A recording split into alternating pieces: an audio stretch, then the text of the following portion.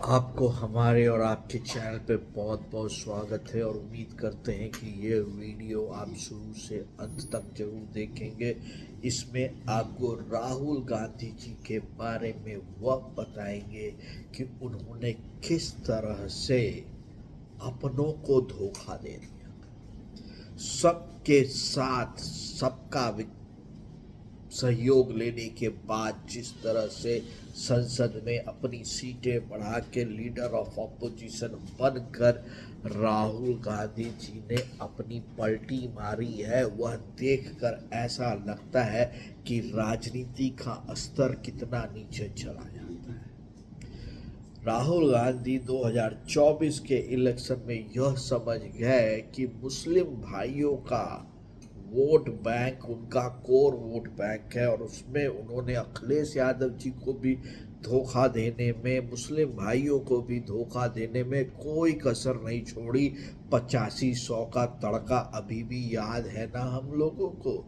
लेकिन उससे भी बड़ा धोखा उन्होंने वक्फ बोर्ड पर वह और प्रियंका गांधी भाई बहन.com ने दिया है।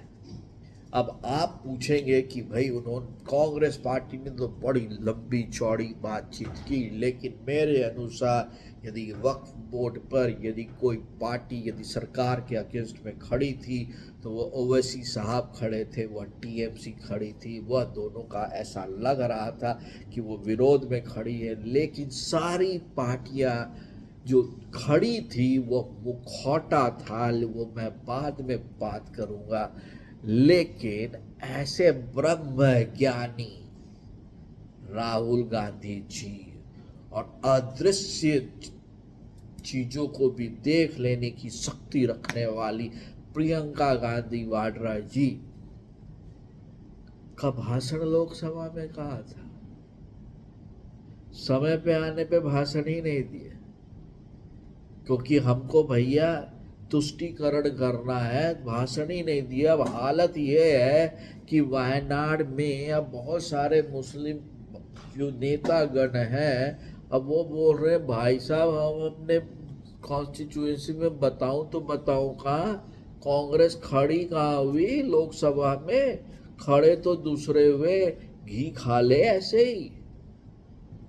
और सही पूछा जाए भाइयों और बहनों, मेरी कुछ समझ में नहीं आया ऐसे जातीय जनगणना 4% मुस्लिमों को आरक्षण देने की बात जो उन्होंने कॉन्ट्रैक्ट में की है कर्नाटका में, या नहीं तो संभल में जिस तरह से जाने को आतुर थे, जब काम करने का समय आया तो खलास। तो आपको नहीं लगता है कि राहुल गांधी जी और ये जो कांग्रेस पार्टी की दो मुही राजनीति है वह अब सब कोई समझने लगा है, और उन्होंने सिर्फ अपने अलायंस पार्टनर को ही धोखा नहीं दिया, वह तो यह हालत कर दिया उसने कि आज उद्धव ठाकरे जी उनका फॉलो कर रहे हैं, क्योंकि उनके पास कोई जमीनी सत्ता ही नहीं बचने दी। ये ऐसी दीमक पार्टी है। लेकिन राहुल गांधी जी का लोकसभा में यदि वो बोलते, प्रियंका गांधी यदि वक्फ बोर्ड के बिल के अगेंस्ट में यदि वो बोलती, तो मैं उनका ज़्यादा सम्मान करता। उन्होंने पूरे मुस्लिम समाज को वह करके नहीं बोलकर धोखा दिया है। आपको क्या लगता है, जरूर बताइए।